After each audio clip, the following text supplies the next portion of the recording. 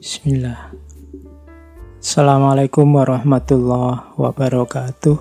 Bismillah. Mari kita lanjutkan ngaji kita. Masih ada di sesi musibah. Bagian terakhir kita membahas tentang penderitaan. Oke, mari kita awali. Pertama-tama, yuk ditata niatnya dulu ya. Niatnya semata-mata hanya mencari ilmu, nambah wawasan, meluaskan pengetahuan. Semuanya lillahi ta'ala.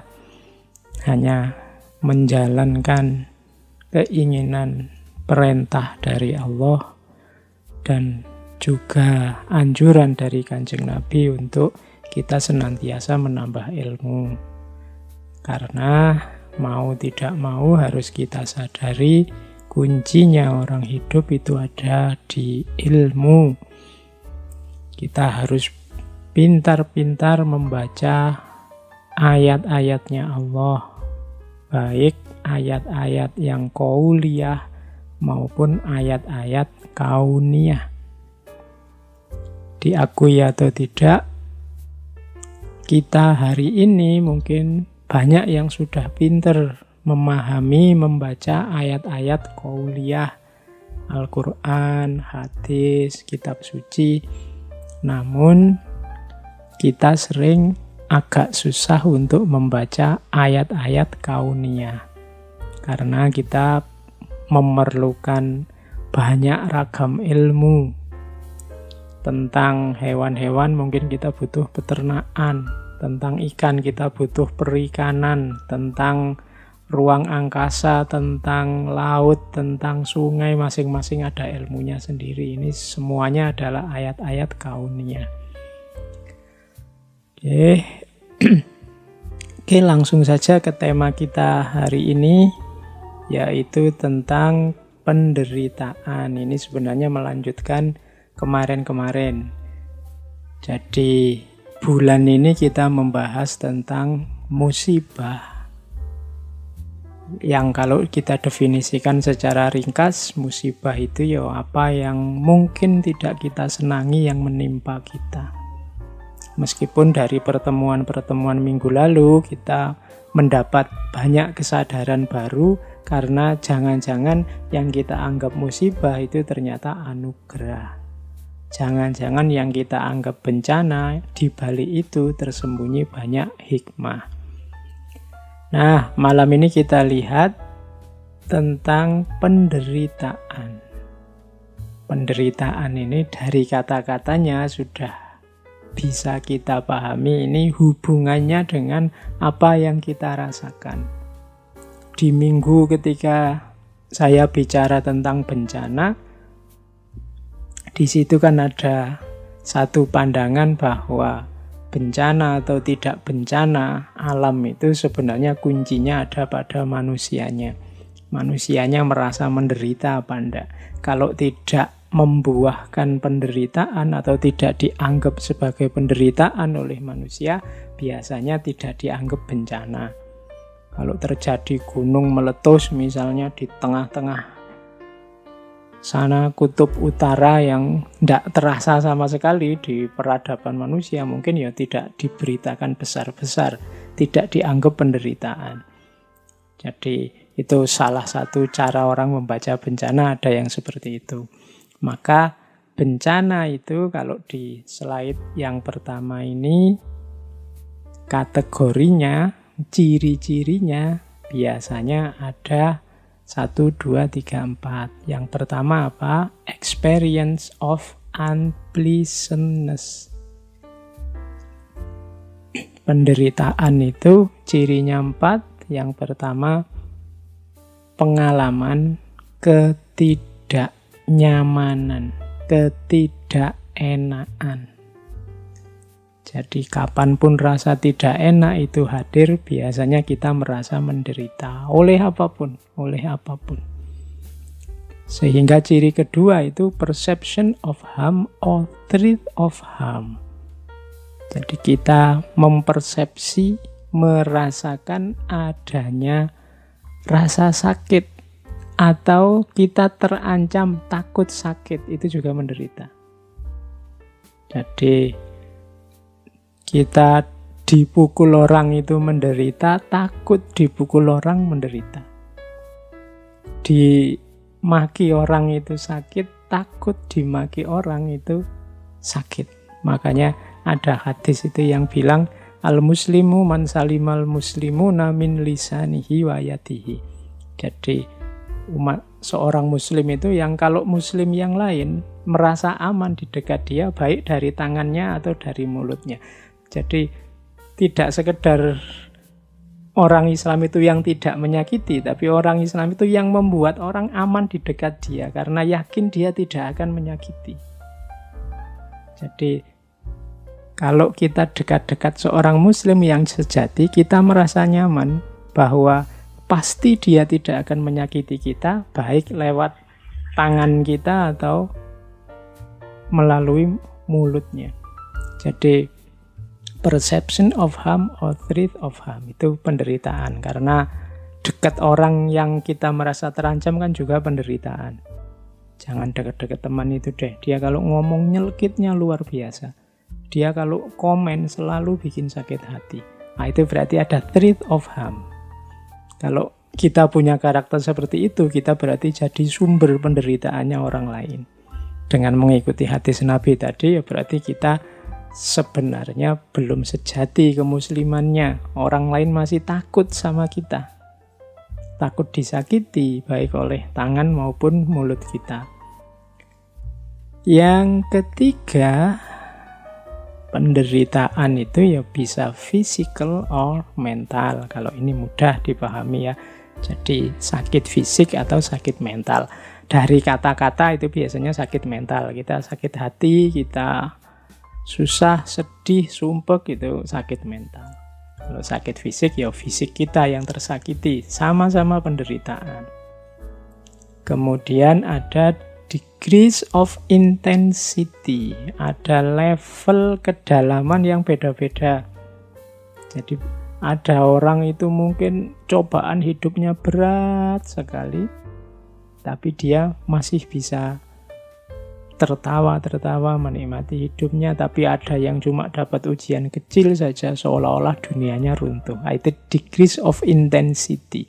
Penderitaan itu dicerna orang, intensitasnya beda-beda.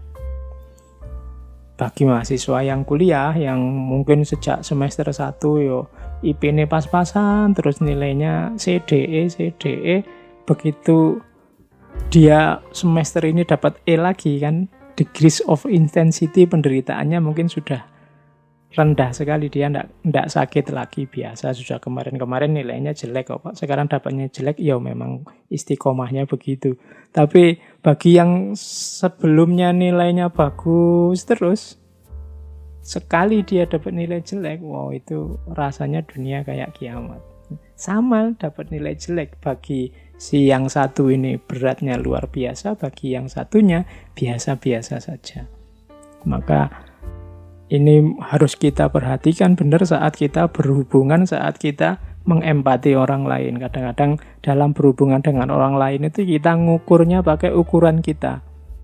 Alah, kalau cuma ngomong gini aja kan biasa aja. Lu jangan lupa, mungkin kalau versi orang yang sedang kita hadapi itu menyakitkannya luar biasa. Meskipun menurutmu, ini kan cuma guyon saja, dan seterusnya, yang semacam itu. Jadi itu degrees of intensity.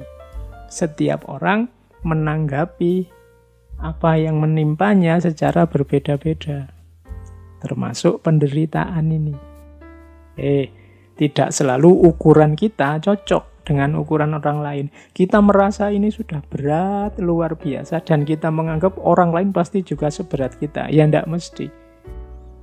Bisa jadi orang lain menangkapnya biasa-biasa saja. Oke, jadi itu pemahaman awal kita tentang penderitaan. Hidup ini memang banyak penderitaan, tapi jangan lupa ada orang yang apa kalau bahasanya anak-anak muda hari ini, orang-orang yang agak lebay tentang penderitaan hidupnya, sehingga mengalami delusi. Kalau ini teori psikologi ini. Jadi di dunia psikologi dikenal ada orang-orang yang mispersepsi tentang penderitaan hidupnya. Ada yang namanya delusi hipokondris, ada namanya delusi nihilistis. Delusi yang pertama ini ciri orang yang mungkin bahasa kita negative thinking. Dia selalu merasa diriku ini selalu menderita. Aku ini kok susah terus. Aku ini kok sakit terus. Nggak ada senengnya hidupku. Itu secara psikologi juga disebut delusi. Delusi itu berarti semacam tertipu, dia memahami dirinya, mispersepsi tentang dirinya. Apa iya sih hidup kita ini 100% isinya susah terus, menderita terus, kecewa terus, cemas terus? Kan enggak. Masih banyak hal yang bisa disyukuri. Tapi orang-orang yang kena delusi ini merasa bahwa hidupku selalu menderita. Sejak aku kecil sampai sebesar ini, tidak pernah sekalipun aku bahagia. Nah, itu jenis delusi. Ada yang lebih dari itu, namanya delusi nihilistis. Delusi nihilistis ini merasa bahwa tidak cuma aku ini selalu menderita, tapi aku ini sudah tidak ada harganya. Tidak berguna lagi aku hidup di dunia. Apa gunanya aku ada sekarang? Nah, itu namanya delusi nihilistis. Menganggap dirinya tidak penting lagi untuk ada. Untuk yang mengalami yang kedua ini hati-hati. Karena jangan sampai melahirkan tindakan-tindakan yang merugikan diri sendiri dan orang lain. Jadi penderitaan ya kita akui, hidup ini memang banyak sekali hal-hal yang membuat kita menderita dalam tanda petik, tapi ya jangan berlebihan. Sampai tadi mengalami delusi, menganggap hidup kita selalu tidak ada senangnya sama sekali. Atau yang nihilistis, hidup kita ini tidak ada harganya. Saya itu apa sih Pak? Sekarang kan banyak itu. Apa sih aku ini? Aku ini kan kayak remah-remah rengginang di... Nah, itu hari ini kan banyak istilah itu. Ya tidak apa-apa untuk guyon. Tapi ya jangan sampai beneran kita merasa bahwa hidup ini tidak ada harganya. Allah mengizinkan kita, menakdirkan kita bisa hidup, eksis hari ini di muka bumi.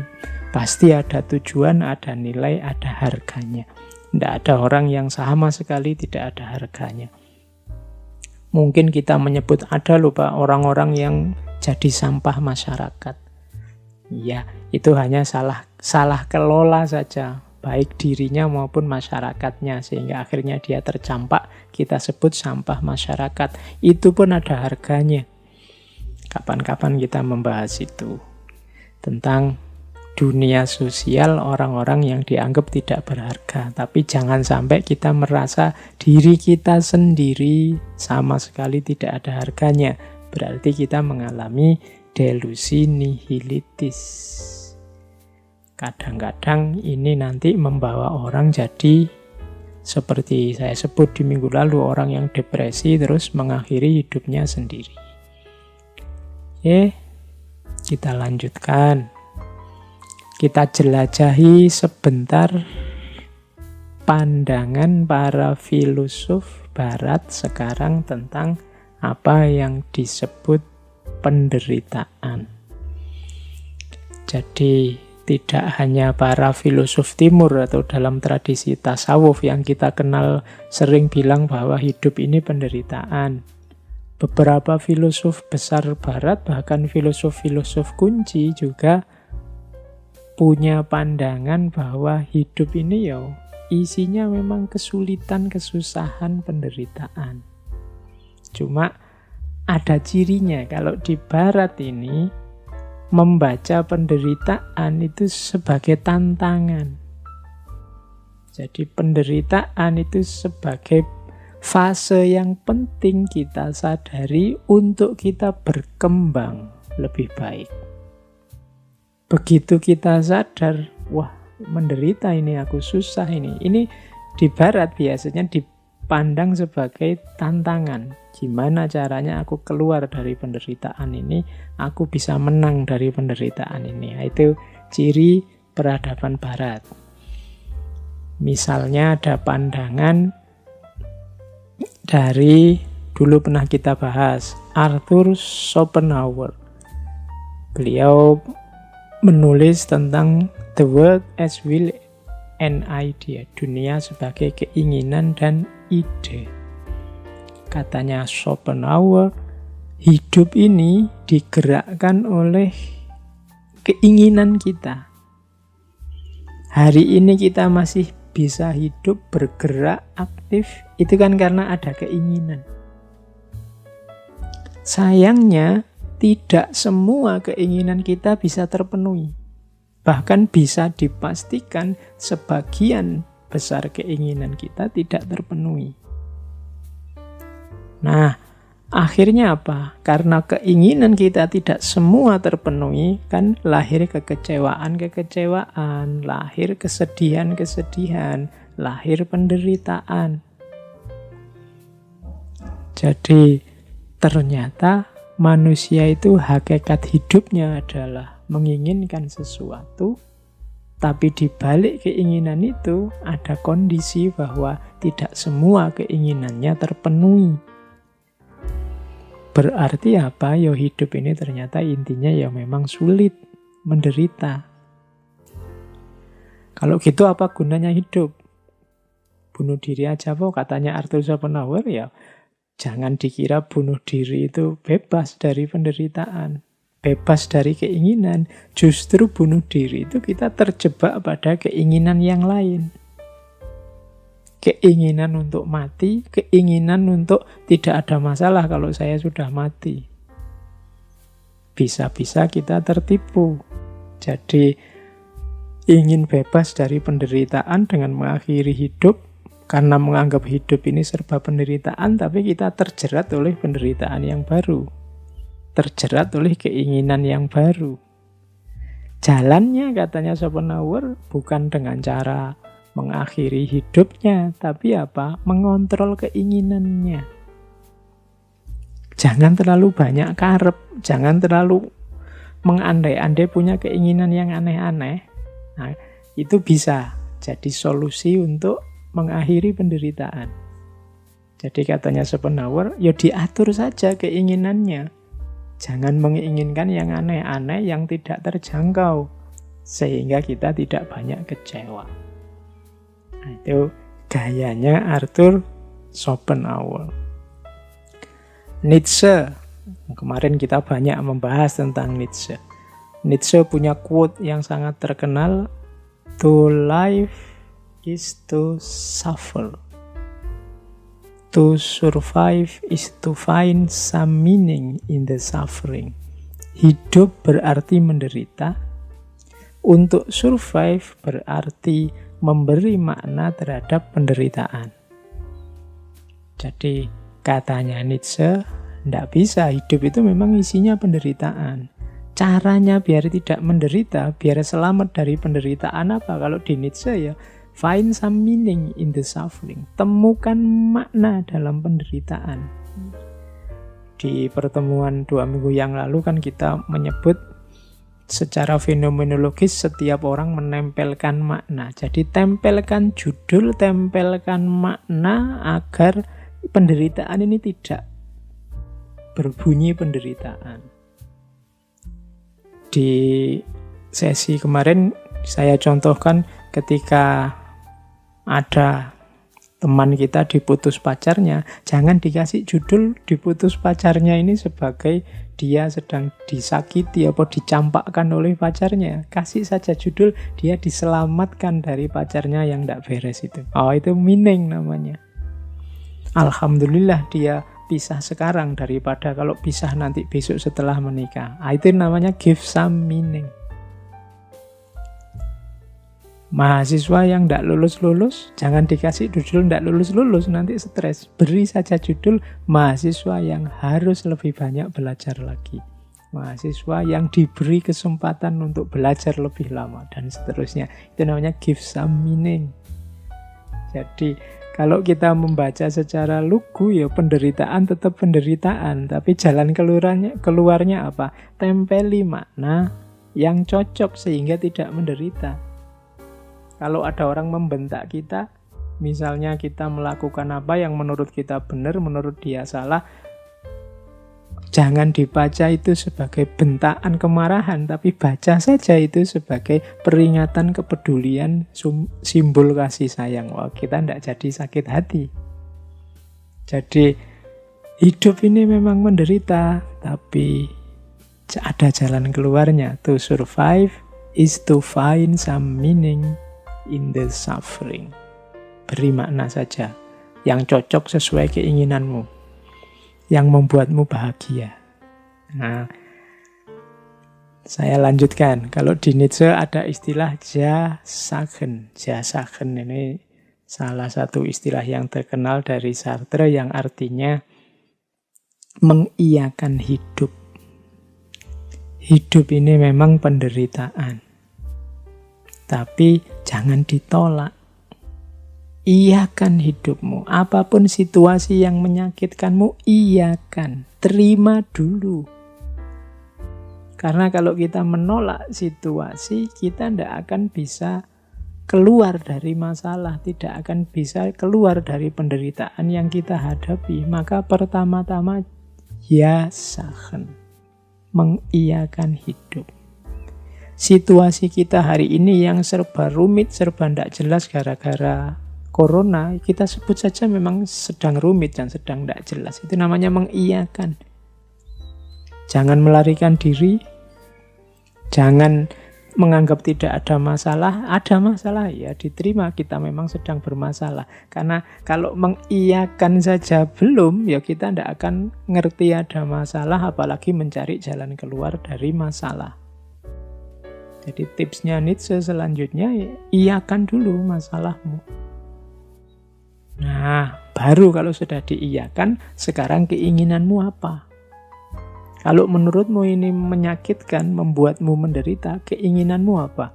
Disitulah nanti Nietzsche punya will to power konsepnya. Jadi, oke, kalau keinginanmu itu wujudkan. Kalau keinginanmu itu, ya lakukan. Jangan diam saja, jangan malas, jangan lemah. Jangan jadi orang yang ingin dikasihani. Perjuangkan, wujudkan will to powermu. Keinginan, kalau makna letternya keinginan untuk menang, keinginan untuk berkuasa.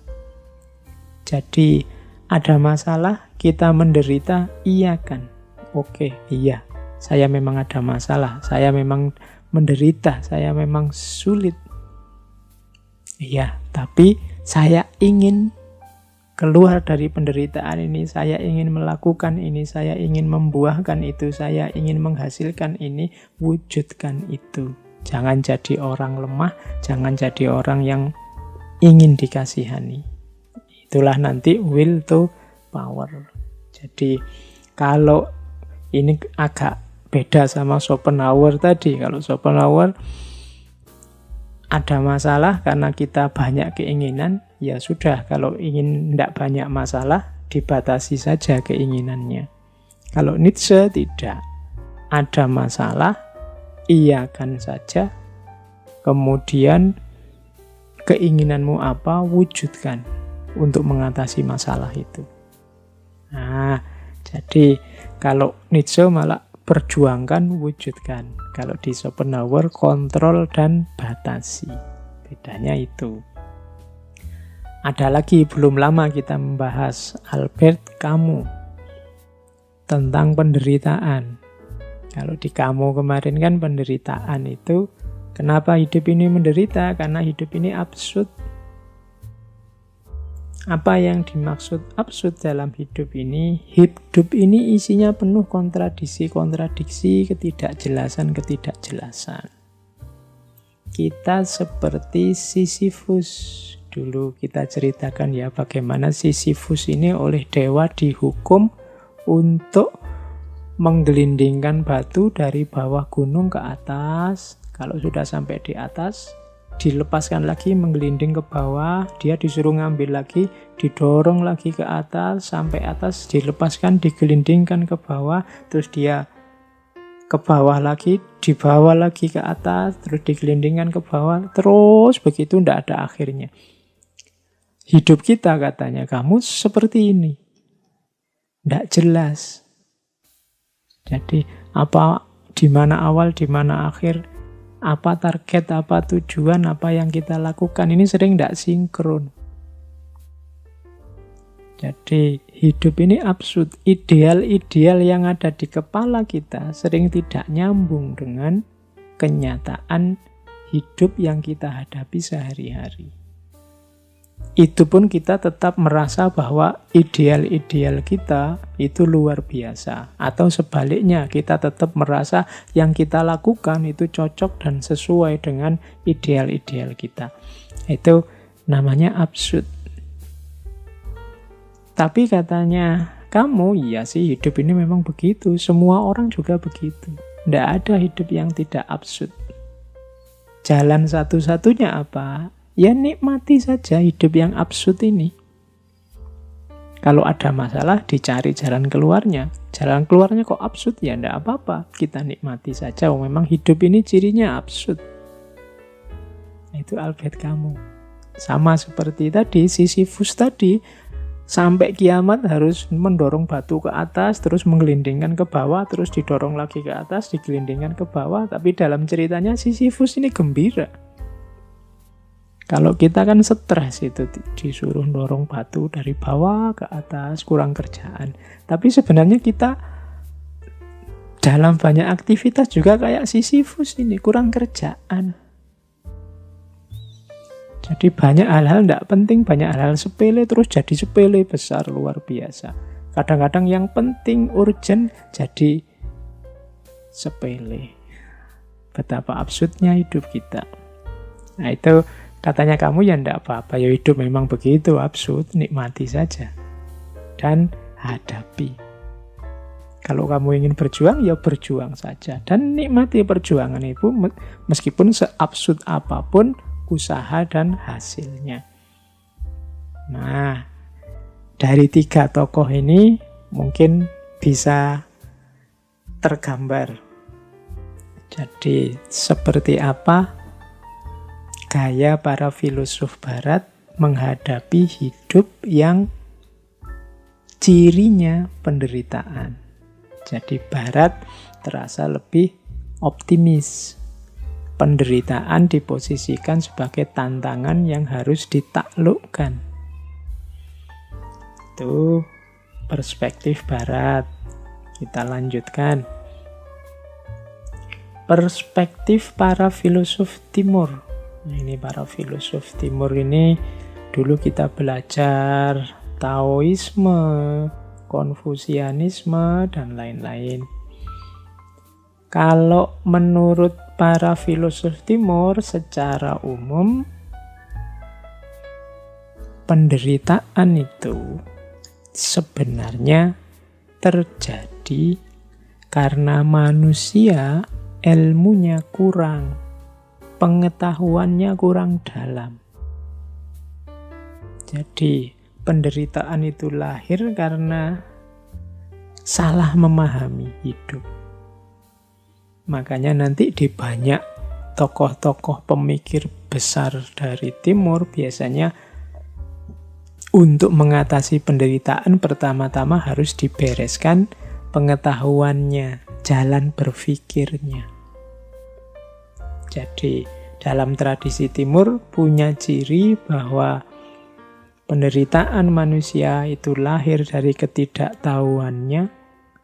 Orang menderita itu karena kesalahan berpikirnya, maka dia harus memperbaiki kesalahan ini, kemudian mulai berpikir yang dalam. Kalau di timur, berpikir ini kemudian diawali dari dirinya sendiri. Kenapa kok harus dari diri kita sendiri? Karena yang menderita kita. Kenapa kok kita menderita? Ya karena kita ilmunya kurang. Pengetahuannya kurang luas. Seperti kemarin ya, waktu kita belajar tentang sakit itu loh. Saat kita belajar tentang sakit kan, seolah-olah sakit itu hanya negatif saja. Tapi begitu kita buka beberapa simpul pengetahuan tentang hikmah-hikmah sakit, kemudian terasa bahwa oh iya ya, ternyata sakit juga bisa berdimensi anugerah.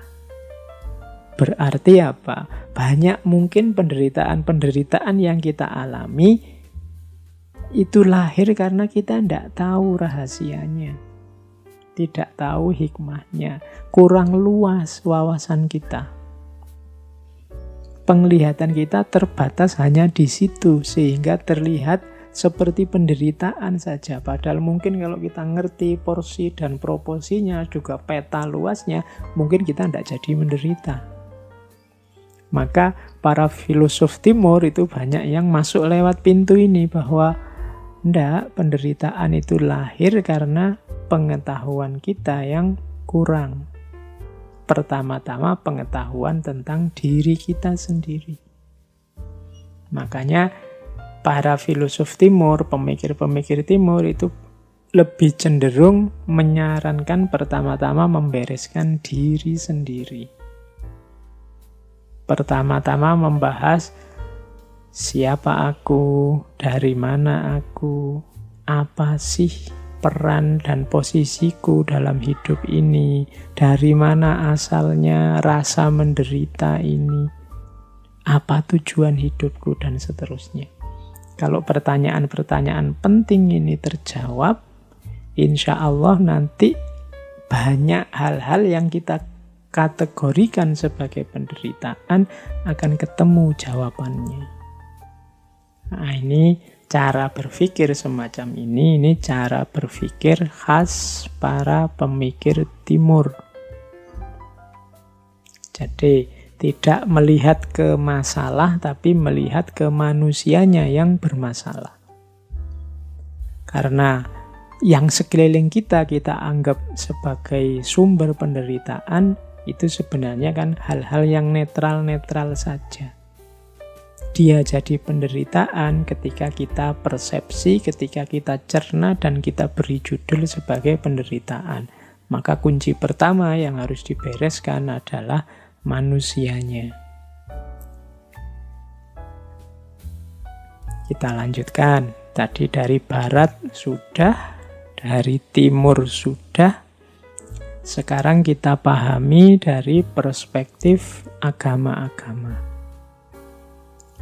Perspektif agama-agama ini insya Allah kita semua sudah dapat dari 2 minggu yang lalu, dan banyak wacana yang kita baca dari banyak sumber bahwa hidup ini memang banyak ketemu dengan penderitaan yang itu secara umum adalah bisa merupakan cobaan dan ujian, bisa merupakan pembersihan atau pengampunan dari dosa-dosa, bisa juga merupakan bagian dari perjuangan untuk sampai pada Tuhan.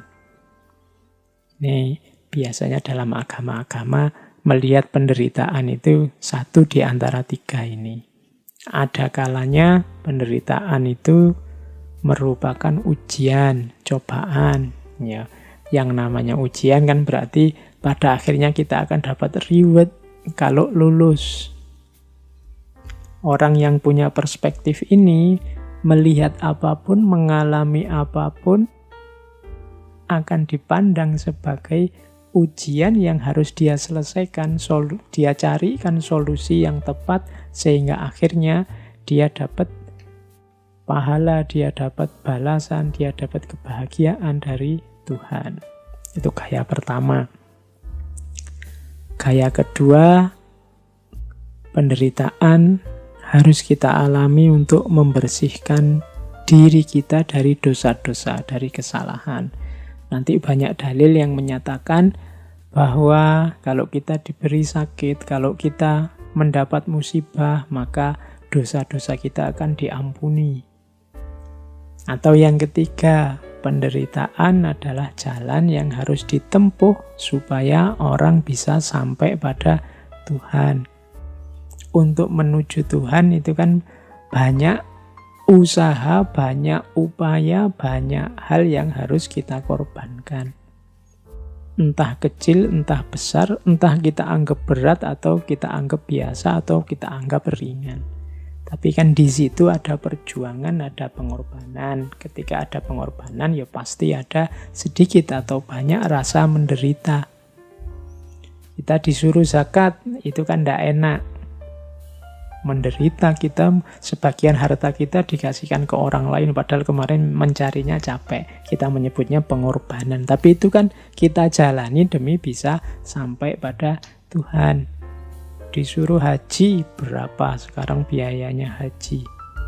Sholat 5 waktu, itu kan pengorbanan mungkin di tenaga, pengorbanan mungkin di waktu, meskipun sebentar. Kan tidak ada orang yang sholatnya lama hari ini, mestinya kan ya sebentar-sebentar. Tapi kan kadang sebentar itu kan rasanya beratnya luar biasa. Semacam penderitaan, pengorbanan yang hebat. Tapi kita jalani saja, kenapa? Biar bisa sampai pada Tuhan. Nah, ini perspektif tentang penderitaan. Saya miskin tidak apa-apa asal Allah ridho. Nah, itu perspektif tentang penderitaan.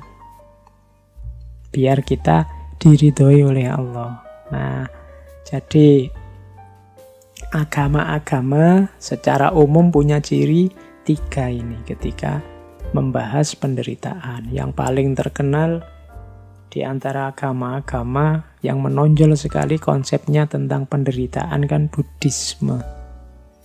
Dulu kita pernah membahas tentang Buddhisme ya. Dalam Buddhisme penderitaan ini kan hakikat hidup. Jadi hidup ini hakikatnya menderita. Ini selaras dengan pengalamannya Siddhartha Gautama. Kalau dalam Buddhisme, penderitaan ini dikenal sebagai dukkha. Kata-kata ini diserap dalam bahasa Indonesia nanti jadi kata-kata yang artinya juga penderitaan, yaitu dukkha. Biasanya ada kalimat selanjutnya dukkha derita. Karena memang artinya dukkha itu penderitaan. Hidup ini pasti dukkha isinya, penderitaan. Penderitaan itu bisa penderitaan yang biasa, duka, misalnya sakit fisik, nah itu duka. Sariawan, sakit gigi, sakit perut, nah itu duka, penderitaan biasa. Ada penderitaan karena perubahan. Kalau dalam Buddhisme istilahnya viparinama dukkha.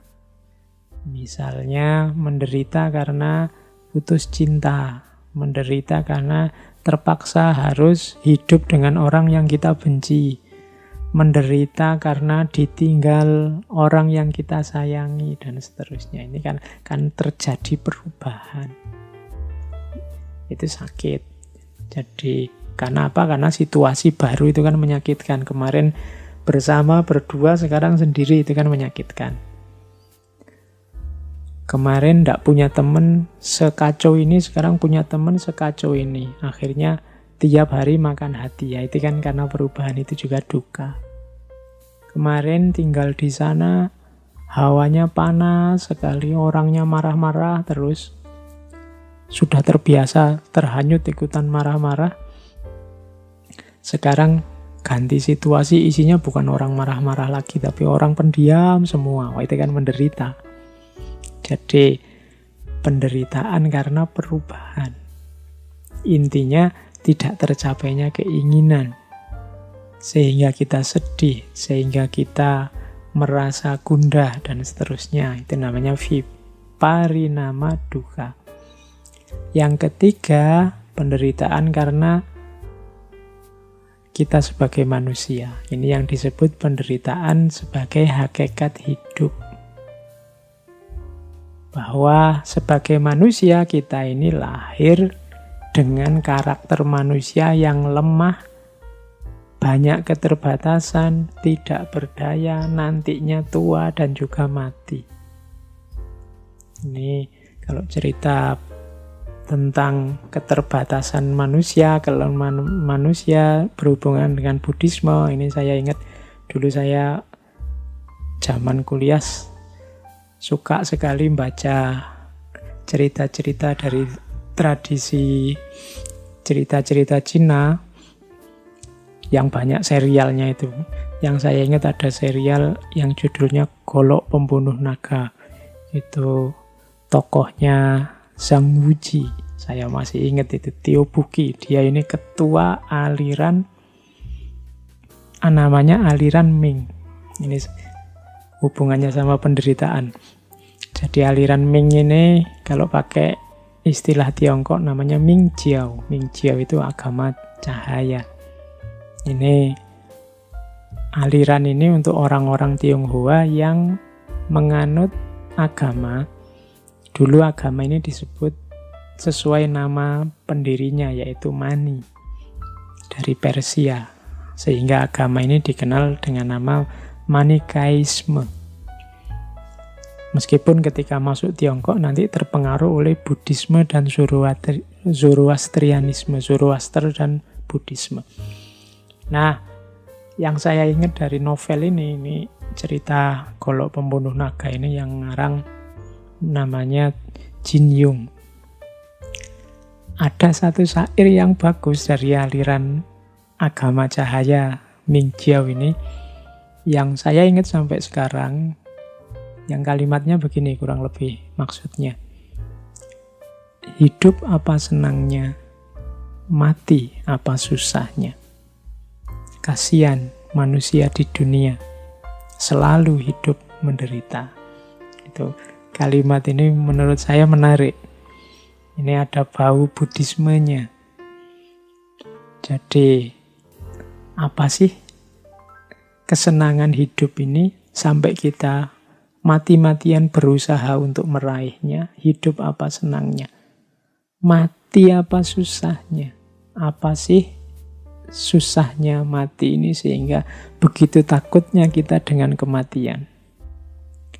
Kasihan manusia di dunia selalu hidup menderita. Kasihan sekali orang-orang itu ya, hidupnya jadinya susah terus. Nggak ada senengnya. Kenapa? Harusnya dunia ini seneng, akhirnya nggak seneng karena begitu terobsesi mengejar-ngejar kesenangan dunia. Padahal sebesar apa sih kesenangan dunia itu? Kita juga begitu takut, begitu parno dengan kematian. Padahal apa iya sih kematian itu begitu negatifnya, begitu menyusahkannya. Nah ini saya dapatnya dari novel, tapi menarik untuk menggambarkan bagaimana agama Manikaisme ini menganggap bahwa sudahlah hidup jangan terlalu diambil serius. Hidup itu menyenangkan tapi juga tidak sebegitunya. Mati itu menyedihkan tapi juga tidak sebegitunya. Yang susah kalau orang terlalu memberati hidup, terlalu takut dengan kematian, akhirnya selalu hidup menderita.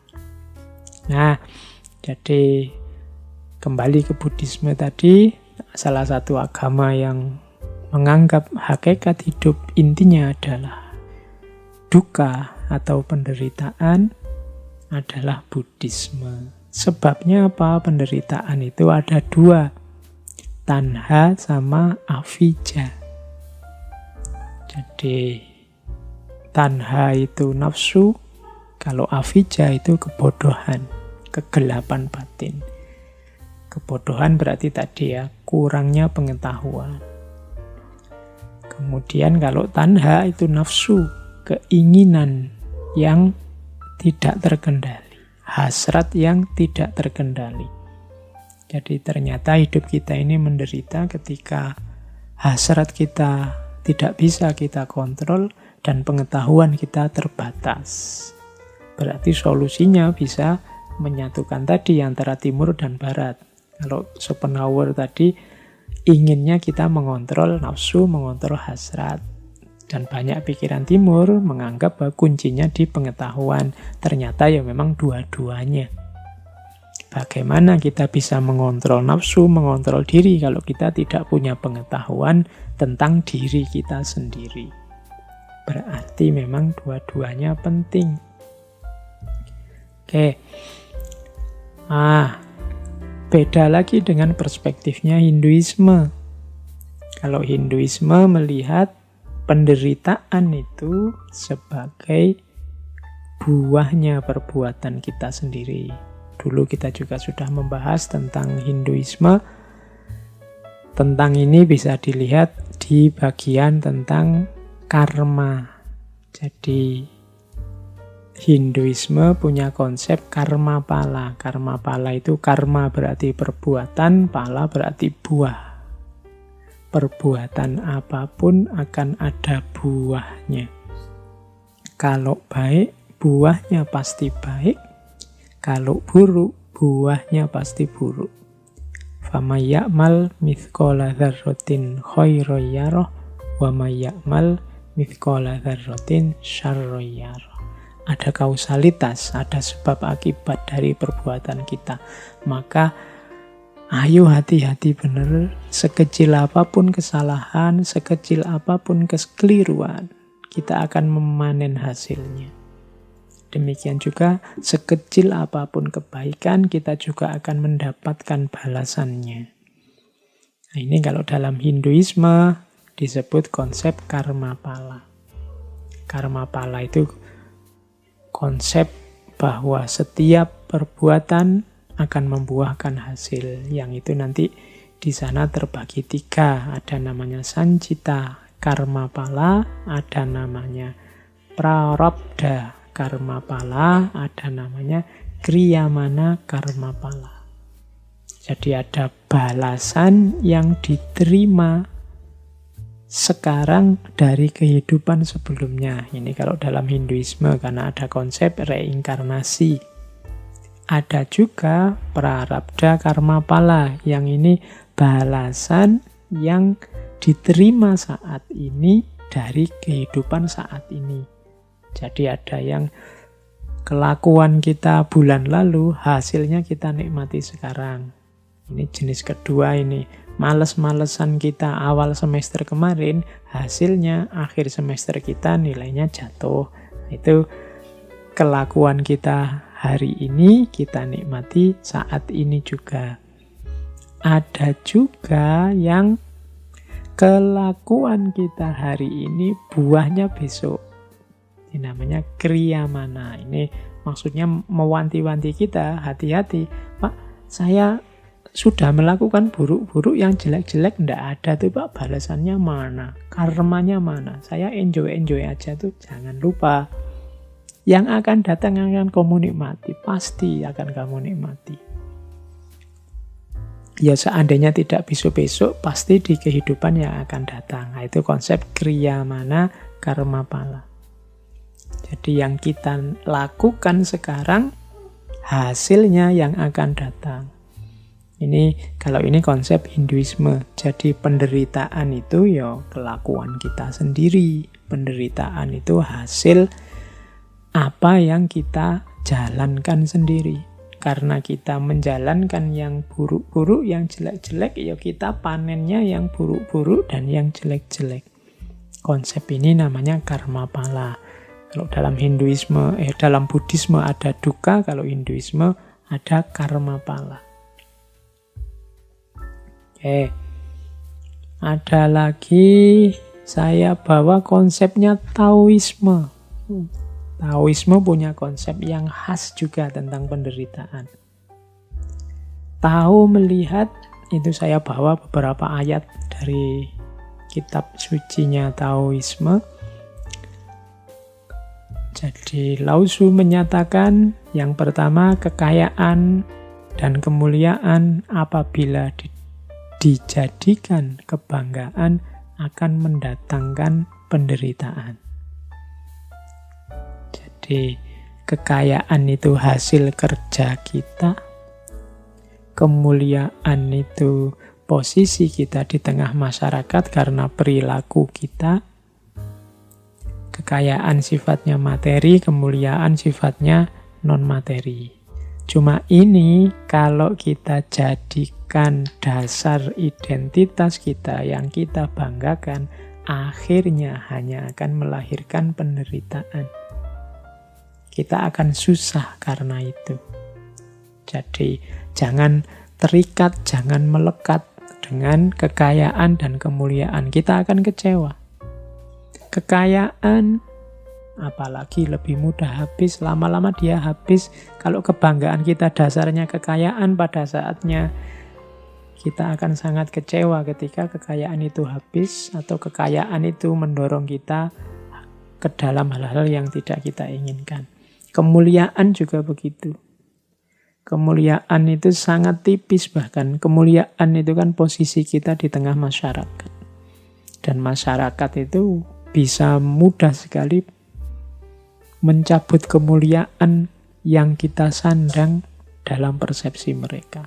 Ada orang yang begitu alimnya puluhan tahun tapi melakukan sedikit kesalahan, satu saja kesalahan, kemudian hancurlah kemuliaan, hancurnya nama baik itu. Kalau dia hanya menggantungkan pada kekayaan dan kemuliaan, maka penderitaan yang dia rasakan akan luar biasa. Itu maksudnya tahu. Maka katanya tahu, seorang bijaksana setelah melakukan pahala bagi dunia lalu mengundurkan diri. Inilah justru yang sesuai dengan jalan tahu. Jadi menurut Taoisme, sudahlah, ayo lakukan kebaikan. Ayo melakukan hal-hal yang bermanfaat di dunia ini. Setelah itu tidak usah menuntut apa-apa, tidak usah membanggakan apa-apa. Inilah jalan tahu dan inilah yang aman.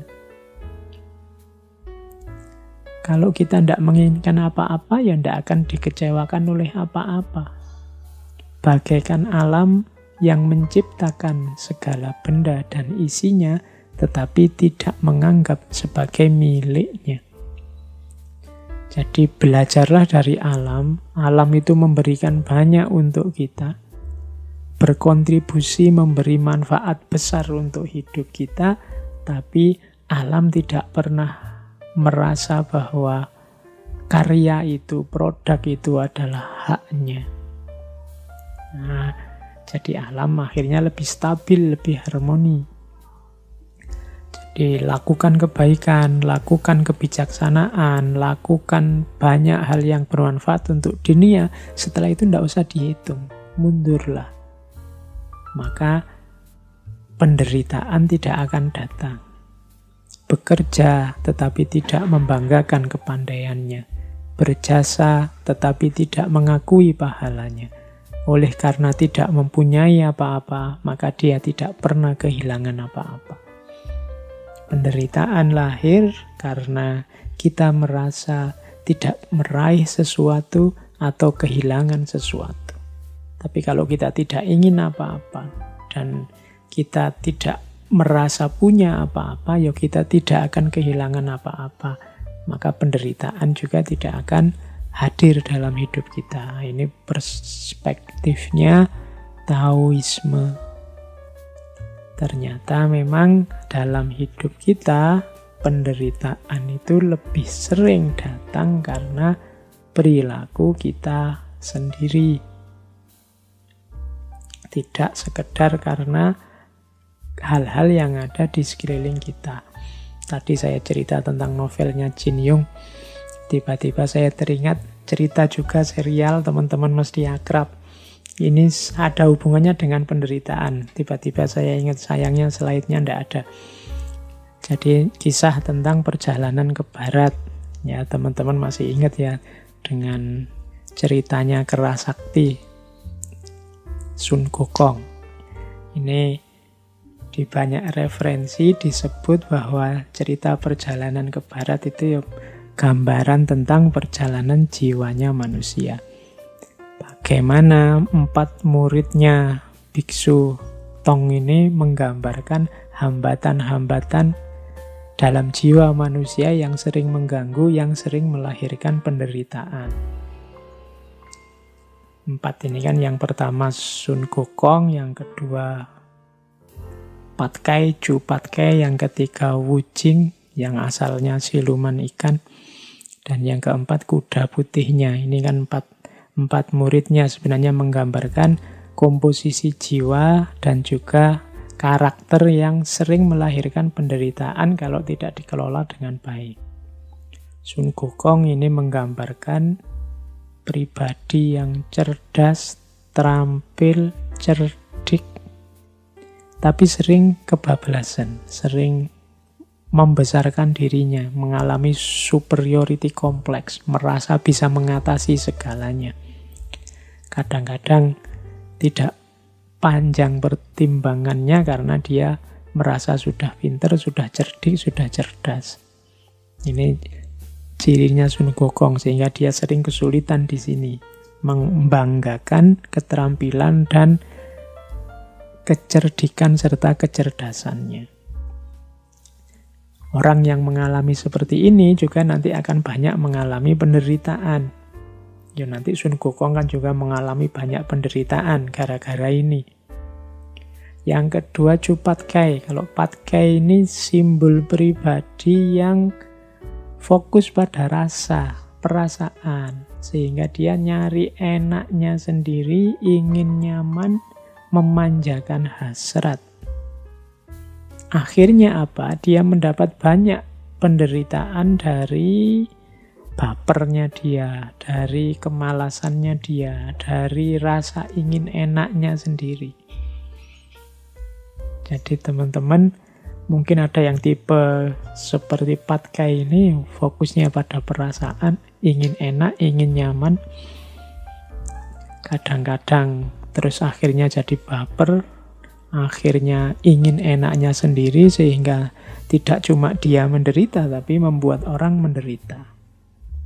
Oke, quote yang paling terkenal dari Patkai kan ya teman-teman hafal ya. Begitulah cinta, deritanya tiada akhir. Dia banyak menderita karena perasaannya sendiri. Nah, itu ciri orang tipe ini.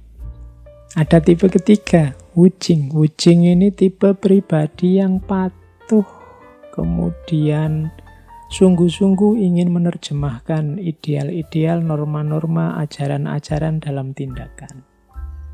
Hanya saja tipe ini kalau tidak dikontrol juga sering melahirkan penderitaan. Misalnya jadi tidak mandiri, ada ketergantungan pada otoritas. Jadi kalau yang lain bilang ke utara yang benar, dia ke utara. Yang lain lagi bilang ke selatan yang benar, dia akan ke selatan. Ada lagi kuda putih. Kuda putih ini simbolnya semangat, simbolnya kesetiaan, kekuatan. Tapi biasanya kualitas ini kalau tidak dikontrol dengan baik, melahirkan penderitaan, terburu-buru, tidak peka, mudah terprovokasi, dan lain sebagainya. Jadi ini tiba-tiba saya ingat cerita ini, bahwa dari cerita ini juga yang pasti dari tradisi pemikiran timur kelihatan bahwa ternyata penderitaan itu lahir dari karakter manusianya, bukan dari peristiwa atau lingkungan sekelilingnya. Yuk kita lanjutkan. Tadi sudah perspektif banyak agama-agama. Sekarang kita lihat ada perspektif sufisme atau perspektif tradisi mistisisme. Di perspektif sufisme, penderitaan ini bahkan bukan sesuatu yang dihindari. Minggu lalu saya cerita tentang Robiah, dan masih banyak lagi cerita tentang para wali yang penderitaan itu bukan sesuatu yang dihindari, bahkan penderitaan diposisikan sebagai jalan untuk membersihkan diri. Dalam tradisi mistisisme ada asumsi bahwa jasmaniah manusia, lahiriah manusia, hasrat dan nafsu manusia itu perlu dilemahkan. Sehingga yang rohani dan yang hakiki bisa lebih kuat. Cara melemahkannya seperti apa? Dengan jalan membuatnya menderita. Maka para sufi itu kadang melakukan amalan-amalan yang tujuannya memang melemahkan jasmaniyah, melemahkan nafsu. Arahnya kemana? Ya biar ruhaninya lebih kuat. Jadi memilih penderitaan sebagai jalan pembersihan diri. Nah, ini perspektif sufisme. Biasanya dipakai dengan istilah melakukan suluk, melakukan perjalanan via purgativa. Purgativa itu pembersihan diri melalui penderitaan-penderitaan. Hidup yang justru milih menderita. Ini kan sering ya, meskipun tidak ekstrim, kita misalnya puasa, milih puasa Senin Kemis, milih sholat malam. Ini kan milih yang tidak enak. Kan waktunya orang istirahat tidur, kita malah bangun sholat. Waktunya orang boleh makan, kita milih tidak makan. Ini kan contoh milih jalan penderitaan. Tujuannya apa? Untuk pembersihan diri. Modenya ya mode riyadhah, mode mujahadah, tazkiyatun nafas. Jalan untuk membersihkan diri. Jadi kadang-kadang sufi itu lebih milih jalan yang tidak enak. Bukan karena tidak pinter, tidak tahu mana yang lebih enak, mana yang tidak enak. Tapi sangat tahu. Tapi beliau milih itu untuk melemahkan jasmaninya, melemahkan hasrat nafsunya, sehingga rohaninya jadi kuat. Ini perspektif sufisme. Hampir di semua tokoh sufi yang kita bahas, terasa bahwa hampir semua sufi lebih memilih jalan hidup penderitaan. Menderita secara fisik tidak masalah, asal ruhaninya cemerlang. Menderita di dunia tidak masalah, asal akhiratnya bahagia. Menderita sekarang tidak masalah, asal besok bahagia. Nah, logika ini yang dipakai. Kalau di Jawa ada istilah tirakat. Mungkin ada serapan dari bahasa Arab, tirakat dari kata-kata taroka, meninggalkan. Jadi meninggalkan itu orang yang pantang melakukan sesuatu atau pantang memakan sesuatu atau dan seterusnya. Tujuannya apa? Untuk tadi menguatkan rohani. Ini perspektif sufisme. Kemudian ada lagi perspektif tentang penderitaan. Dulu pernah kita bahas dari Ki Ageng Suryo Mentaram. Kalau tadi ada pandangan penderitaan itu sebagai hakikat hidup, ada pandangan penderitaan itu sebagai akibat perbuatan, ada yang menjadikan penderitaan sebagai jalan untuk membersihkan diri. Kalau menurut Ki Ageng Suryo Mentaram, penderitaan itu sebagai keniscayaan hidup, tapi sifatnya sementara, silih berganti dengan kesenangan. Hidup ini ya kadang senang, ya kadang susah. Wajarnya hidup seperti itu. Tidak mungkin kita hidup ini senang terus, dan tidak mungkin juga susah terus. Kenapa begitu? Kalau kita sedang senang, katanya Ki Ageng Suryo Mentaram, kita kan tidak berhenti di kesenangan ini. Biasanya keinginan kita terus bertambah. Kalau bahasanya Ki Ageng pakai istilah mulur. Kemarin cita-citanya A, sekarang A sudah tercapai, kan kita tidak diam di situ, nambah lagi bercita-cita B. Akhirnya kita susah lagi karena keinginan kita yang baru ini. Nanti kalau keinginan B tadi terpenuhi, ya kita senang lagi. Tapi kalau keinginan B tidak terpenuhi, kita kembali susah. Tapi tidak masalah, kalau B tidak terpenuhi, biasanya keinginan yang tadi mulur terus mungkret. Mungkret itu menyusut. Menyusut itu jadinya terus begini, tidak apa-apalah, dapat A saja sudah cukup kok. Kita syukuri saja yang A tadi. Itu namanya mungkret. Orang hidup itu selalu begini, gitu loh.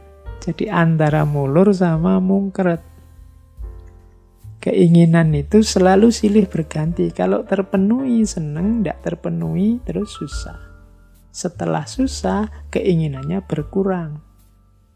Setelah berkurang, akhirnya dia seneng lagi. Tapi terus menginginkan yang lain lagi. Nambah lagi keinginan, susah lagi. Hidup ini silih berganti seperti itu. Kadang senang, kadang susah. Kadang mulur, kadang mungkret. Kadang mengembang, kadang menyusut. Itulah hakikat hidup.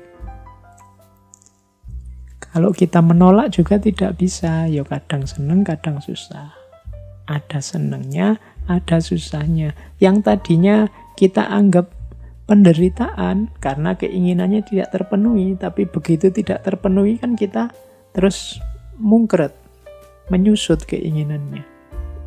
Akhirnya kita senang lagi. Misalnya, kita menuju gimana caranya biar cepat lulus kuliah. Begitu lulus kan senang, keinginannya tercapai. Tapi setelah senang wisuda kan ada keinginan tambahan lagi. Misalnya, ingin dapat pekerjaan. Ini dapat kerjaan kok susah ya. Sudahlah, disyukuri dulu yang lulusnya ini tadi. Sebelum menginginkan yang lain. Setelah bersyukur kan bahagia. Setelah itu kan tetap nambah lagi keinginannya. Jadi penderitaan itu keniscayaan hidup. Tapi jangan khawatir, hidup ya ndak menderita terus. Ada senangnya, ada susahnya. Keinginan itu ya tidak terpenuhi semua. Tapi bukan berarti juga terpenuhi semua. Jadi keinginan bisa terpenuhi, bisa tidak terpenuhi. Kalau tidak terpenuhi ya susah, kalau terpenuhi ya seneng. Kalau begitu susah, terus keinginannya berkurang. Setelah berkurang, seneng lagi. Begitu terpenuhi, seneng. Setelah terpenuhi, keinginannya tambah. Akhirnya susah lagi. Itulah hidup. Kita sadari ini, maka kita tidak akan terpengaruh lagi oleh senang dan susah.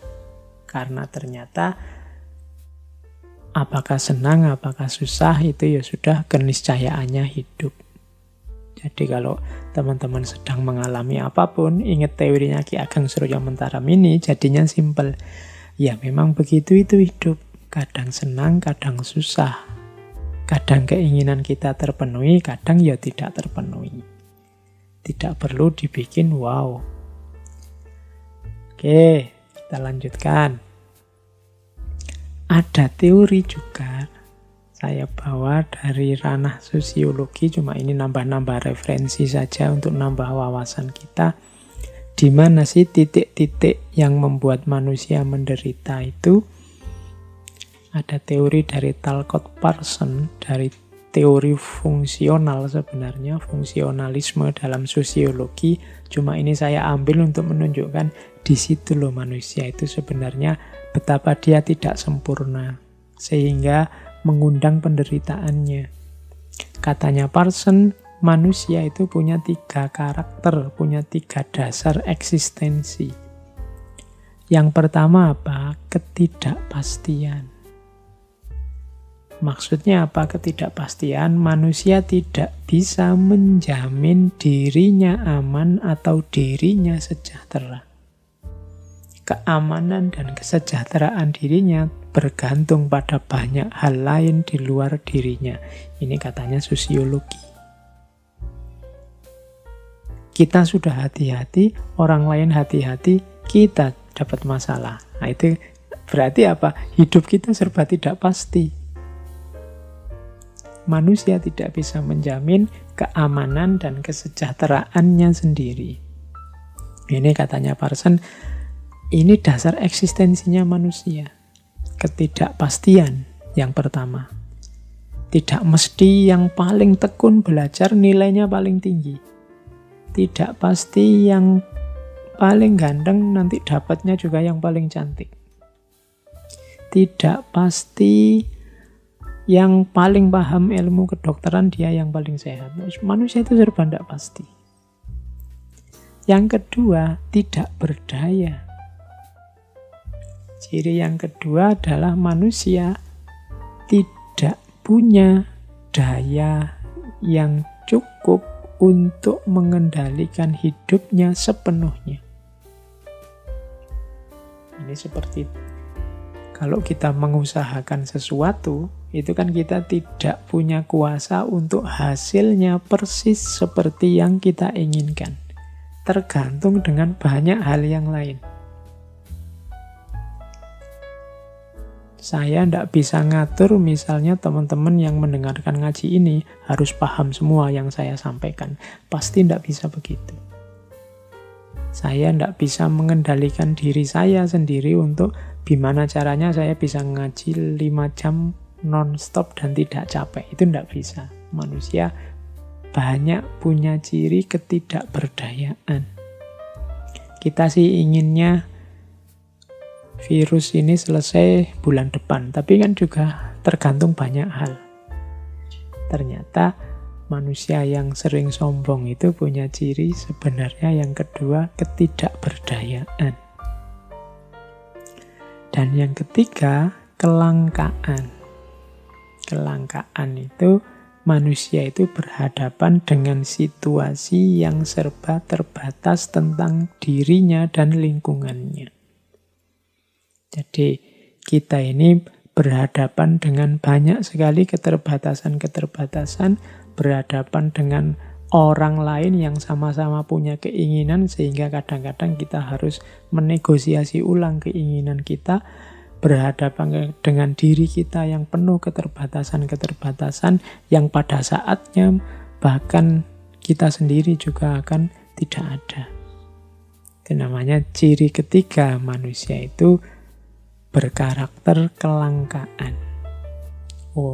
Dari karakter eksistensial ini menunjukkan bahwa ya memang manusia itu akan berhadapan dengan penderitaan-penderitaan, ketidakpastian, ketidakberdayaan, dan kelangkaan. Ini sumbernya penderitaan. Padahal ini dasar eksistensi manusia. Yuk, kita lanjutkan. Itu tadi dari ranah sosiologi. Sekarang dari ranah teodisi. Teodisi ini cabang filsafat yang membahas tentang kejahatan. Ini dulu mungkin saya ingat pernah ngaji satu sesi khusus tentang kejahatan. Kalau ini kita siap-siap bermain akal ya, bermain rasio. Ada dialog-dialog, ada jawaban-jawaban. Sering saya bilang kalau hasil kalkulasi akalnya manusia selalu ada kelemahan-kelemahannya. Teodisi menjawab bahwa penderitaan itu perlu loh. Mengapa kok perlu? Kan ada jawaban yang pertama begini. Kenapa kok harus ada penderitaan dalam hidup? Ada jawaban, penderitaan itu hukuman atas orang-orang yang berdosa. Penderitaan itu ujian biar nanti orang dihapus dosanya, kemudian bisa masuk surga. Penderitaan itu untuk membuat orang semakin sadar dan semakin bermoral. Nah, ini jawaban ini kan sering kita dengar. Oke, di akhir sesi musibah ini saya ingin memberi sedikit bantahan, sedikit sanggahan terhadap argumen tentang perlunya penderitaan ini. Ini bahan diskusi untuk teman-teman nanti ya. Kalau jawabannya penderitaan itu adalah hukuman atas orang yang berdosa, kemudian biar orang yang berdosa nanti bahagia di surga, dan seterusnya, biar orang yang berdosa sadar dan moralnya semakin bagus. Dalam kenyataannya ada beberapa kontradiksi, paradok. Misalnya begini untuk membantah, apakah musibah itu hukuman? Kalau itu hukuman, bagaimana dengan anak-anak kecil yang tidak mengerti apa-apa? Misalnya dulu kita bilang, waktu ada tsunami, wah harusnya kita ini segera tobat. Kita sering dihukum dengan tsunami. Loh, kalau memang hanya hukuman alasannya adanya tsunami itu karena dosa-dosanya sudah berat sehingga dihukum dengan tsunami, lawang banyak juga anak-anak kecil yang jadi korban. Banyak orang baik-baik, rohaniwan, agamawan, ulama yang jadi korban juga. Berarti tidak bisa dong disebut itu sepenuhnya adalah hukuman. Nah, itu jawaban tentang bahwa bencana itu hukuman. Ini bahan diskusi. Yang kedua, nanti yang dapat bencana di dunia akan mendapatkan balasannya di surga. Ini bahan diskusi ya, saya tidak bilang bantahan ini pasti benar.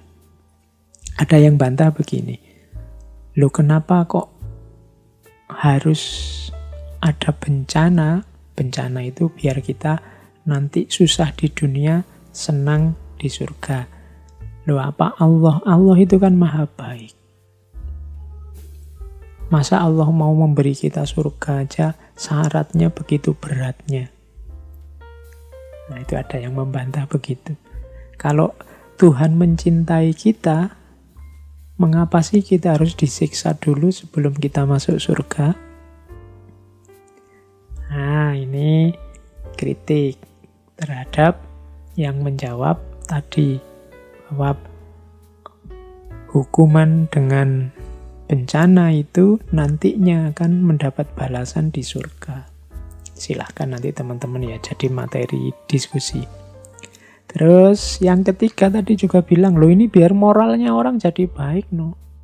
Dengan bencana kan nanti orang jadi sadar. Dalam kenyataannya ada loh yang gara-gara bencana orang tidak jadi sadar, tapi malah putus asa, merasa hidupnya hancur. Jangan-jangan juga malah ada yang murtad gara-gara ada bencana. Nah ini juga bahan. Saya bilang tadi, apapun itu kalau masih pemikirannya manusia pasti ada celah-celah yang bisa didiskusikan. Karena manusia cirinya tidak sempurna. Terus, itu jawaban pertama. Kalau ada yang bilang penderitaan musibah itu perlu sebagai hukuman atau balasan nanti di surga atau demi orang naik level semakin baik secara moral. Yang kedua, kalau ada yang bilang begini, musibah itu harus dilihat secara luas, jangan dilihat parsial. Coba kita cek, jumlah orang yang mengalami musibah pasti lebih sedikit daripada orang yang tidak mengalami musibah. Berarti kebahagiaan lebih banyak daripada penderitaan. Secara umum alam ini sebenarnya tertib. Nah, oke. Nah ini jawaban ini juga bisa dibantah. Kalau ada orang ngomong seperti itu, dengan jawaban bahwa melihatnya ya harus lebih luas, logika ini bisa dijawab berarti harus ada orang yang dijatah menderita demi ketertiban semuanya. Berarti ada kebahagiaan orang-orang tertentu yang ditukar dengan kebahagiaannya semua orang. Ini juga bantahan terhadap jawaban bahwa lo musibah itu ya melihatnya secara luas, nanti banyak hikmah, banyak manfaat yang kita ambil dari sana. Ini bisa dibantah, kebahagiaan kok ditukar, kebahagiaan orang tertentu ditukar dengan kebahagiaannya banyak orang. Karena orang sedikit tadi yang mengalami bencana, yang lain tinggal mengambil hikmahnya. Nah, ini bahan diskusi juga. Di sesi-sesi terakhir saya malah membawa bahan diskusi biar kita latihan berpikir.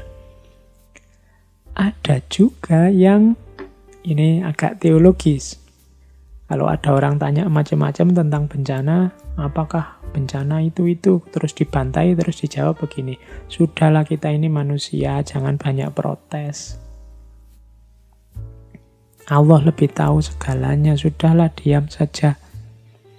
Nah, itu ya kalau ini bisa dibantahnya gampang. Lu masa orang yang mengalami kesulitan, orang yang merasa diperlakukan tidak adil, tidak boleh protes.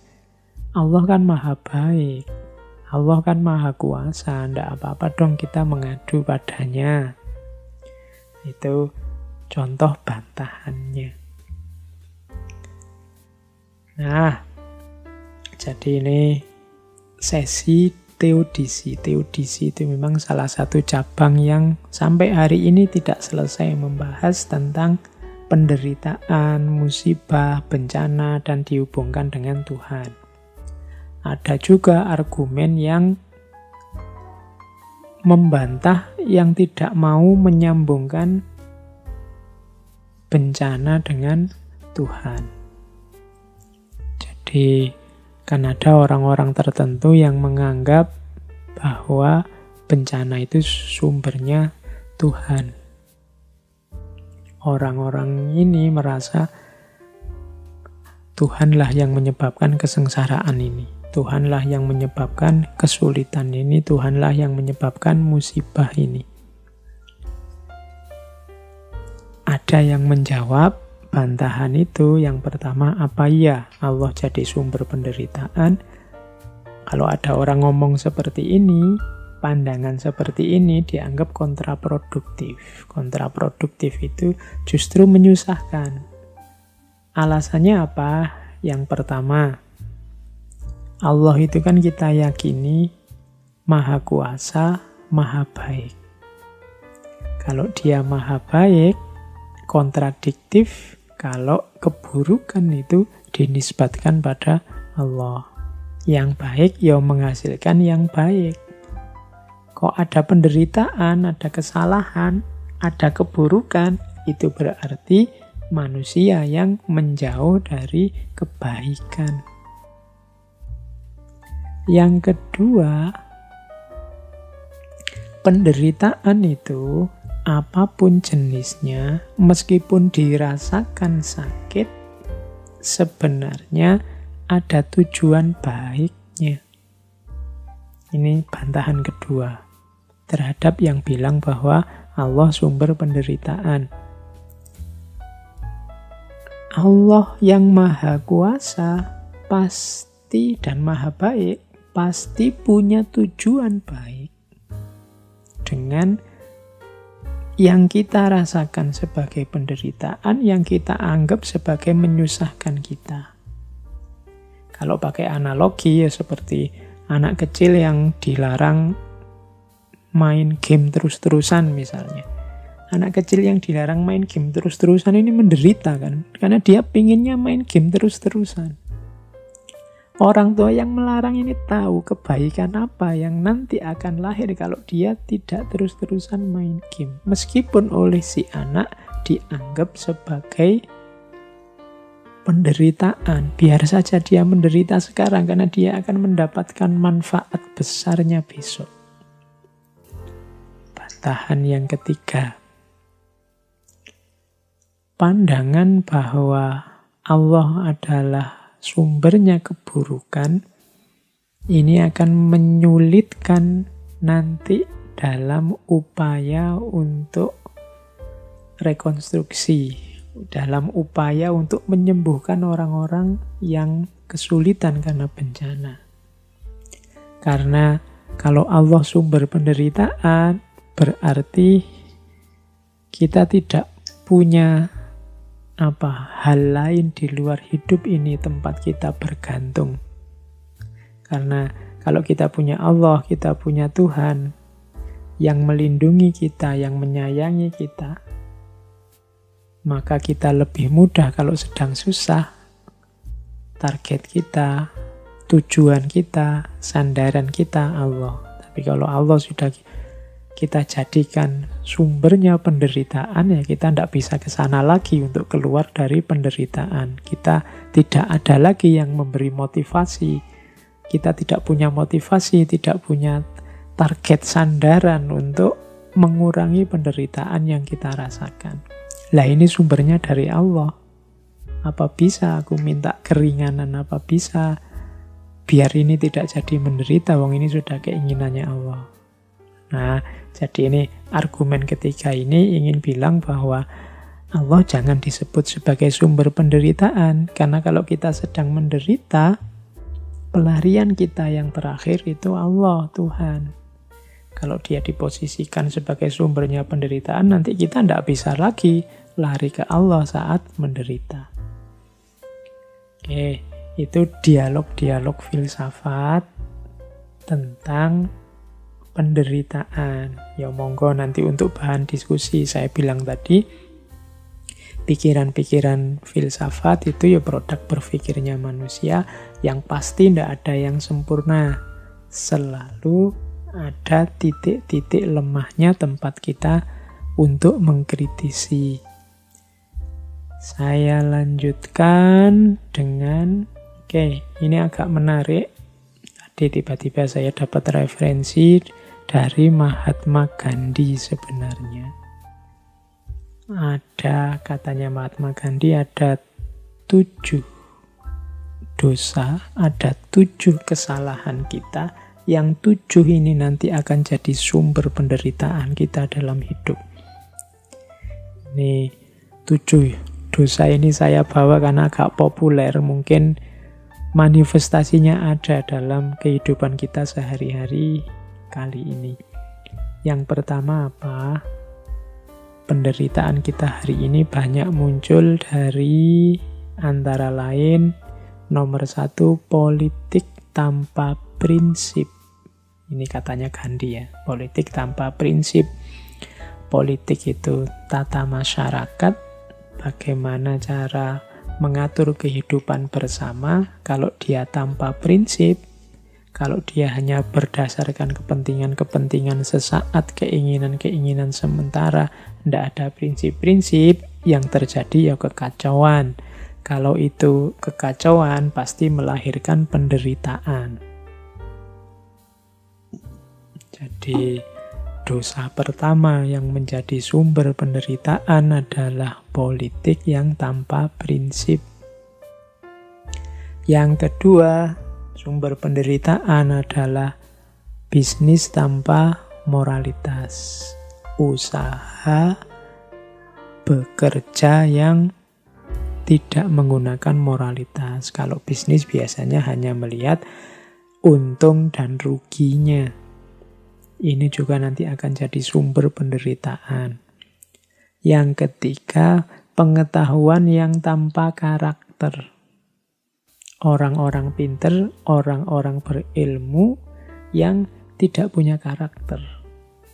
Tidak kelihatan wajahnya seperti apa. Sehingga ilmu, pengetahuan hanya dipakai untuk menjustifikasi kepentingan-kepentingan keinginannya sendiri. Yang keempat, sains tanpa kemanusiaan. Ilmu pengetahuan atau sains yang dikembangkan dengan tidak mempertimbangkan nilai-nilai kemanusiaan. Ini nanti juga akan melahirkan penderitaan. Beberapa kritik terhadap sains modern kan sudah menunjukkan itu. Misalnya sains yang hanya melahirkan manusia-manusia yang kayak robot, sains yang hanya melahirkan destruksi terhadap peradaban, sains yang melahirkan bom nuklir yang menghancurkan, sains yang menghasilkan, dan lain sebagainya. Sains tanpa kemanusiaan.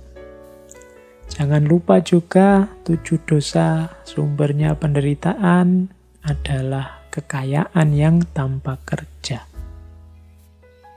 Kekayaan yang tanpa kerja simbol kemalasan, meskipun sumber daya kita luar biasa, kalau isinya hanya orang-orang malas yang tidak mau beraktivitas, yang ingin hasil instan saja, pada saatnya kekayaan itu akan habis dan akan lahir penderitaan. Kemudian yang keenam, kenikmatan tanpa nurani. Kenikmatan tanpa nurani ini orang yang hanya ingin seneng-seneng saja, memikirkan kenyamanannya saja, tanpa menghidupkan kepekaannya terhadap lingkungan sekelilingnya. Hanya nyari enaknya sendiri saja. Dan yang nomor 7, ketakwaan yang tanpa penyangkalan diri. Orang-orang bertakwa, orang-orang religius, orang-orang yang semangat beragama, bertuhannya tinggi, tapi tanpa penyangkalan diri. Orang-orang yang egois, orang-orang yang sombong, merasa besar, merasa benar. Jadi ini 7 dosa sumber penderitaan. Mari kita hati-hati biar 7 ini tidak hidup di lingkungan sekitar kita, karena kalau ada ya sedikit banyak kita akan mendapatkan penderitaannya, karena ini penderitaan level kemasyarakatan, level hidup bersama. Kalau yang di atas tadi kan penderitaan sendiri-sendiri individu kita, tapi ini sebenarnya penderitaan dalam kehidupan masyarakat, itu lahir dari 7 dosa ini. Politik yang tanpa prinsip, bisnis yang tanpa moralitas, pengetahuan yang tanpa karakter, sains yang tanpa kemanusiaan, kekayaan yang tanpa kerja, kenikmatan yang tanpa nurani, dan ketakwaan yang tanpa penyangkalan diri. Nah, ini sudah mau berakhir. Ada catatan saya tentang beberapa kunci untuk menghadapi penderitaan.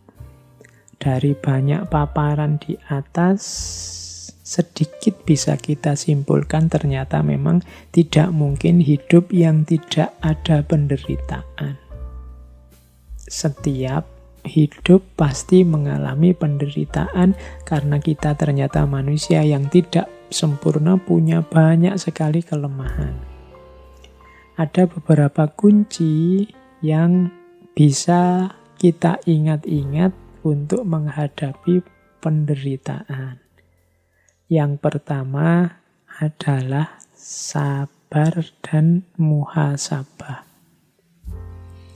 Kalau sabar ini jelas ya, sabar itu berarti daya tahan kita menghadapi penderitaan.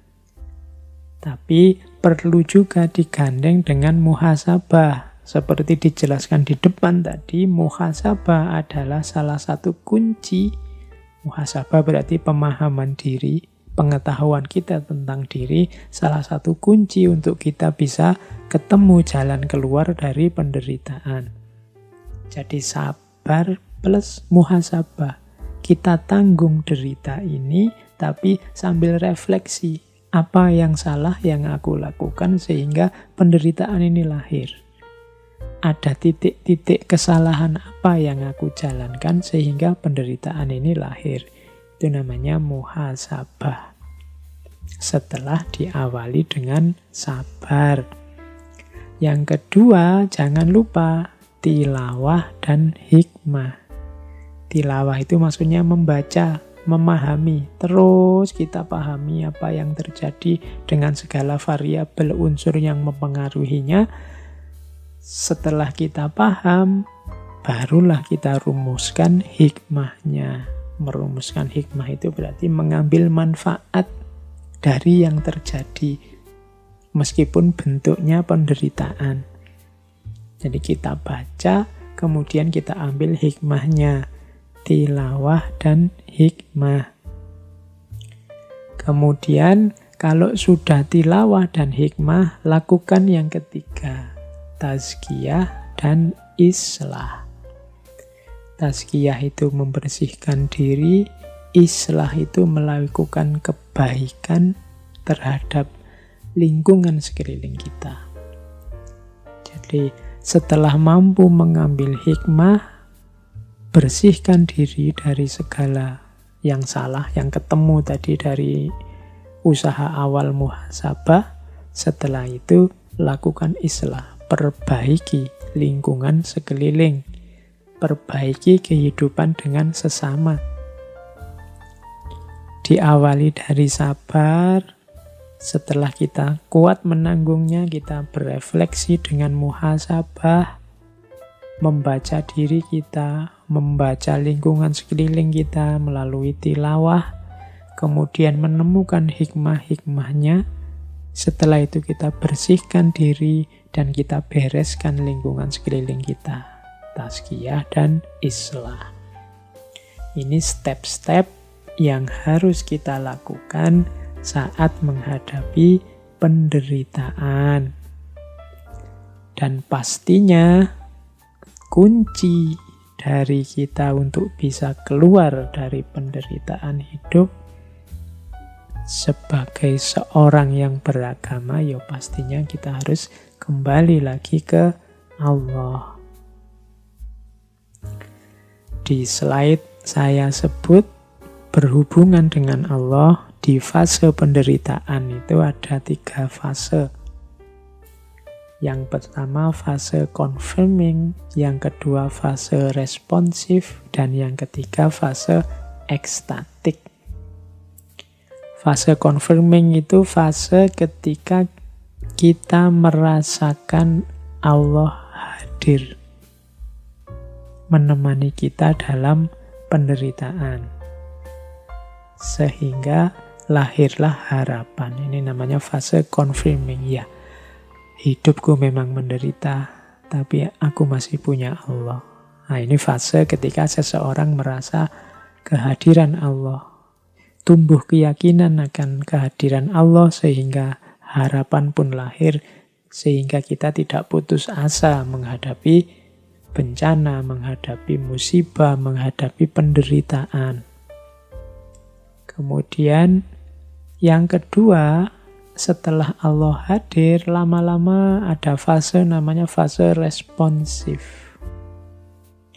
Fase responsif itu ternyata Allah tidak cuma hadir dalam penderitaanku, tapi Allah selalu ada, selalu menemani, selalu memperhatikan aku dan mengabulkan doa-doaku. Ini namanya fase responsif. Nah, lama-lama kalau responsifnya sudah jalan, akan ada fase ketiga, fase ekstatik. Kalau ini sudah fase intim, karena sudah bersama Allah sedemikian lama, meskipun dalam penderitaan, lama-lama ada attachment, ada keterikatan, ada kelekatan dengan Allah. Di situ muncul rasa cinta kepada Allah, karena kedekatan kita yang senantiasa dengan Allah. Fase ekstatik ini nanti membawa kita sampai pada titik, sudahlah, penderitaan juga tidak apa-apa, asal Allah masih bersamaku. Asal Allah tidak marah padaku, asal Allah masih sayang padaku. Ini sudah fase ekstatik. Kalau di fase kedua tadi kita masih merasa disusahkan oleh penderitaan meskipun kita bahagia karena Allah mengabulkan keinginan kita untuk bebas dari penderitaan. Di fase pertama kita sadari kehadiran Allah, tapi di fase ketiga ini penderitaan sudah tidak penting lagi. Yang penting hanya Allah. Ini fase ekstatik. Seperti ketika Kanjeng Nabi setelah mengalami penderitaan yang luar biasa, ditinggal wafat paman beliau, istri tercinta, kemudian dakwah ke Thaif dilempari batu berdarah-darah. Tapi Kanjeng Nabi sudah melampaui fase ekstatik, sehingga bagi Kanjeng Nabi yang keluar dari mulut beliau adalah in lam takun ghadiban alayya fala ubali. Kalau asal engkau tidak marah padaku ya Allah, tidak masalah. Aku menderita, tidak apa-apa. Hidupku sengsara, tidak apa-apa. Asal engkau ridho, asal engkau tidak marah padaku ya Allah. Itu fase ekstatik. Ketika Allah lebih penting daripada hidup kita, daripada penderitaan yang kita alami. Tidak masalah penderitaan, tidak masalah hidup kita susah, asal Allah ridho. Nah, ini orang yang sudah nyampe pada fase ekstatik. Jadi di titik ini, penderitaan berarti akan membawa kita ke dalam hadirnya Allah, keakraban kita dengan Allah, dan bahkan kemelekatan kita dengan Allah. Ini menurut saya hikmah yang paling luar biasa, anugerah yang paling besar yang bisa kita raih dari hidup yang berciri penderitaan ini. Oke, teman-teman, saya kira itu ya sesi kita kali ini tentang penderitaan. Itu ada beberapa quotes yang saya bawa. Cuma ini mungkin quotes ini dibaca terpisah-pisah dari narasi sebelumnya karena ini mungkin konteksnya harus pas. Misalnya quote dari Timothy Leary. Dia bilang, all suffering is caused by being in the wrong place. If you are unhappy where you are, move. Semua penderitaan itu berasal dari ketika kita di tempat yang salah. Maka saat engkau tidak bahagia di tempatmu, ya bergeraklah, move on lah. Nah, itu maksudnya. Jadi, ya penderitaan itu berarti kita salah ruang, salah waktu, salah posisi, salah porsi, salah situasi. Untuk mengatasinya apa? Move on.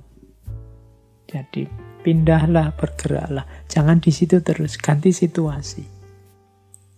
Karena engkau sedang salah situasi. Ayo gunakan quote ini sesuai ruang dan waktunya. Karena kadang-kadang memang yang membuat kita menderita itu kita salah posisi, salah porsi, salah menempatkan diri, dan seterusnya. Berarti jalan keluarnya ya move on, pindahlah, jangan di situ. Atau jangan begitu lagi. Jangan melakukan itu lagi. Dan seterusnya. Ada juga ini dari seorang novelis, filosof eksistensialis yang punya quote tentang penderitaan. Pain and suffering are always inevitable for a large intelligence and a deep heart. The really great man must, I think, have great sadness on earth. Fyodor Dostoyevsky. Katanya Dostoyevsky, rasa sakit dan penderitaan itu selalu tidak terhindarkan bagi orang-orang yang akalnya besar dan hatinya dalam. Orang-orang besar menurutku pasti mengalami kesedihan yang juga besar, penderitaan yang juga besar. Katanya Dostoyevsky, tidak perlu galau dengan besarnya penderitaan yang engkau alami, karena biasanya semakin besar penderitaan menunjukkan semakin bernilai, semakin berharga, semakin besar orangnya. Orang-orang besar itu perjuangannya lebih keras, penderitaannya juga lebih besar. Menurutku, katanya Dostoyevsky, great men must, I think, have great sadness. Semakin besar penderitaan menunjukkan semakin tinggi, semakin besar orangnya. Nah, itu menurut Dostoyevsky. Jadi kita tidak perlu galau. Kalau kok porsi penderitaan hidupku lebih besar, jangan-jangan memang kita ada bakat jadi orang besar atau mau jadi orang besar. The great man must, I think, have great sadness on earth. Nah, quote ini bisa dipakai untuk membesarkan hati kita. Terus ada juga quotes, part of our human suffering is caused by our unwillingness to change along with the change around us. Don't fight change, embrace it. Sebagian dari penderitaan kita itu disebabkan oleh ketidakmauan kita untuk berubah. bersama dengan lingkungan sekeliling kita yang sudah berubah. Jangan melawan perubahan, rangkullah perubahan, peluklah perubahan. Quotes ini ingin bilang, ayo kita refleksi, kadang-kadang penderitaan itu lahir karena kita yang tidak mau berubah. Sementara lingkungan sekeliling kita sudah berubah. Akhirnya kita terasing dalam hidup kita dan merasakan penderitaan. Maka jangan melawan perubahan, tapi peluklah perubahan itu. Itu quotes ini mengajarkan kita untuk jangan-jangan perubahan itu karena kekerasan hati kita, kekakuan kita untuk tidak mau berubah. Padahal lingkungan sekeliling kita sudah berubah. Terakhir, ini dari Aristoteles. Suffering becomes beautiful when anyone bears great calamities with cheerfulness, not through insensibility, but through greatness of mind. Penderitaan itu menjadi indah saat seseorang menanggungnya dengan banyak keceriaan. Bukan melalui insensibility, bukan berarti tidak peka, tapi dengan pikiran yang luas. Jadi penderitaan, kalau dari penjelasan di depan tadi, sifatnya pasti kita alami, sifatnya niscaya. Tidak mungkin orang tidak mengalami kesusahan atau penderitaan. Maka kita nikmati saja penderitaan itu, kita gembira dalam penderitaan itu. Bukan berarti kita tidak peka dengan penderitaan itu, tapi pikiran kita sudah luas. Pikiran kita sudah paham tentang hakikat penderitaan. Jadi sudah tidak terlalu lagi tersiksa dalam penderitaan. Kita bisa menerimanya dengan gembira. Bears great calamities with cheerfulness. Bukan berarti kita tidak peka, sudah tidak merasa lagi meskipun tersiksa. Ya tersiksa, tapi tetap gembira, tetap ceria. Kenapa? Karena pikiran kita sudah luas, wawasan kita sudah menjangkau, sudah paham apa itu penderitaan, sehingga tidak terlalu digelisahkan lagi. Oke teman-teman, saya kira itu ya. Sudah agak terlalu panjang lebar saya ngomong tentang penderitaan. Ini semacam konklusi, juga beberapa pancingan-pancingan untuk diskusi, juga beberapa perspektif-perspektif yang saya gabung dalam sesi musibah yang kita bahas bulan ini, tepat di bulan pertama setelah libur lama di era bencana COVID-19. Semoga sesi di bulan ini memberi kita banyak kesadaran tentang fenomena yang kita pandang sebagai musibah, baik itu berupa rasa sakit maupun baik yang berupa penderitaan dan bencana. Oke, saya akhiri sekian. Kurang lebihnya mohon maaf. Wallahul muwafiq, wallahu a'lam bissawab. Wassalamualaikum warahmatullahi wabarakatuh.